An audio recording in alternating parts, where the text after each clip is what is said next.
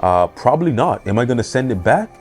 Of course not. You know, I'm the barely average dude. We got a collection here. We're gonna keep this. We're gonna see if it can improve over time. I wanna make sure that we can actually see the trajectory of this device over time, see how it improves. 3 weeks later. Yo, what is up, you guys? So I got a confession to make. I lied.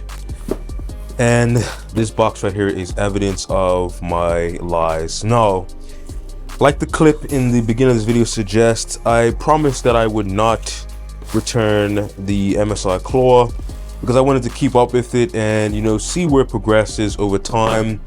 But I reached a breaking point, and the reason I'm pulling it out of this box is because it's about to go back to UPS right after I record this video, going back to Newegg where I bought this from, saying goodbye to the MSI Claw.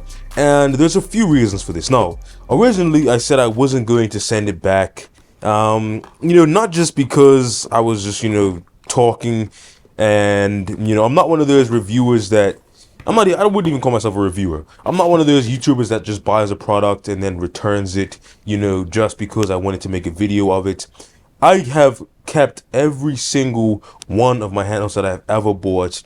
Any video you've ever seen on the channel with a handheld, I still have it to this day, going all the way back to the original 1X player. That wasn't even in a video. I got this 1X player before I even started the channel, but I still have it. I think the first handout I did a video on was the original Aokizui A1. I still have that device to this day.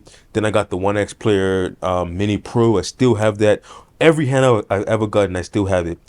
But I gotta say goodbye to the MSI Claw. I have to say goodbye to the MSI Claw because it's not even worth it to sit around and collect dust on a shelf. And there's a few reasons for this. One reason is it doesn't feel good. It doesn't even feel good to begin with. Like, the joysticks are okay, a little like slack, you know, a little bit less tension than I would like. But then the joystick is actually smooth. The surface is smooth. I could put a joystick cap on that, but it doesn't even feel good out of the box. I mean, the buttons are decent. The triggers, like, barely have any travel. I don't like the travel on the triggers. And these bumpers, oh my goodness. I don't know if whoever designed the machine has never held a controller in their life. I'm sorry, I don't want to offend anyone, so let me not go in too hard. But these bumpers feel terrible. They feel like cheap. They feel like if you try to describe a bumper to someone who's never held a bumper before and they just designed it based on a dream that they had. That's what it feels like. It feels horrible to press. It's like any game I feel like I need to press it, I want to avoid it because it doesn't feel good to press. And you can only really get a good actuation at the edge here. It just doesn't feel good. Also, the vibration motor on this device, it feels like a bunch of dying beetles are scrambling to get out of this machine.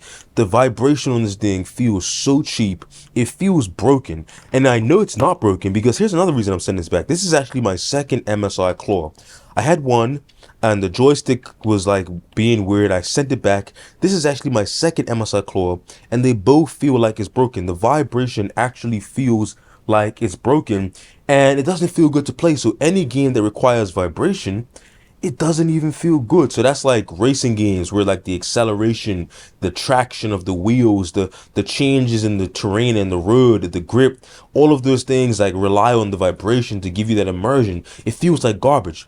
Then when you're playing like a shooting game, you know, you pull the trigger, you get the feeling of the weapon firing. That feels like garbage. So this device right here, I don't want to really go in too hard on it, but it actually feels like garbage when you're playing and there's anything to do with vibration. And I just can't have this sitting around, you know, waiting to get good. Another reason I'm not going to sit around and keep this and wait for it to get good is because I already have another device that has the same Intel Ultra 7 155H, and that is this here. This is the 1X player X1. This has the same exact processor. So if I want to see improvements over time, I can just look at this. If I want to get an idea of how the Ultra 7 155H drivers are progressing, I can just look at this device. I don't need to keep this around just to keep up with the drivers. And also, another reason I'm returning this is the software. Now, I know you might say, oh, the software can get better over time. No, no, I don't want to hear that. I don't want to hear that, because this device came out after the Legion Go. It came out after the RG Ally. It came out after all of these other devices, and it didn't implement any of the best features from those devices in the software. Yes, I understand that when the RG Ally came out, it was like the first mainstream Windows handheld, and it has progressed since then.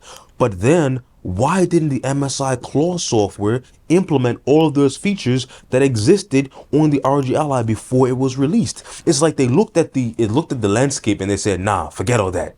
I'm gonna do my own thing. And they didn't implement any of the best features from the past devices. So at that point, I'm not judging this based off of like a Gen 1 product. I'm judging this based off of where the market currently is, and where the software on these devices currently is. This is not there. It's like they didn't even look at what existed when this thing released. Now, software can always get better, but why should we have to wait for a software improvement when they could have implemented it before release? We've seen it be implemented on other devices, and yes, the RG Ally has improved, the Steam Deck has improved, the Legion Go still is improving and needs to improve more, but why could it not be improved before it was released? Why didn't it take notes from all the devices that came before it? So that's why I'm not giving them a pass, because they could have looked at what already existed and then implemented this in the in the current release. This is MSI. This is not like one of the niche smaller companies. This is a global company. This is not their first PC. They make hundreds of PCs every day. I don't give them a pass. So that's why I don't even think MSI deserves my $800. Other handhelds like the ANU Kun, it cost a lot. The One X Player X1, it cost a lot. But these companies, I actually want to see them improve. This, it's not worth it, because it's not a small company. So it's no reason for this to be like this. But out of the gate, there's no reason for it to be like this. Anyway, this whole video is like a rant, but I just feel like I had to let you guys know that I kind of lied to you. I just wanted to clear that up. I am sending the MSI Claw back today. Once I put it back in this box, it will no longer be in my possession. I am returning it. It's not worth it.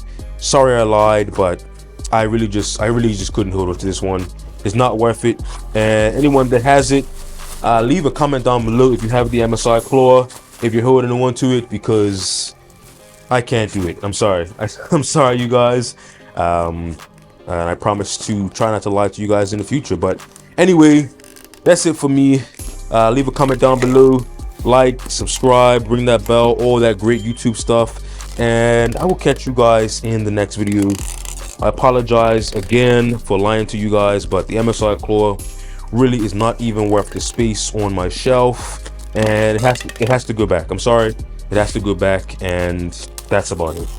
Anyway, that's it. This video was pretty much just a random video clearing up my lies, and it's going back. Anyway, I'll catch you guys in the next one. Peace.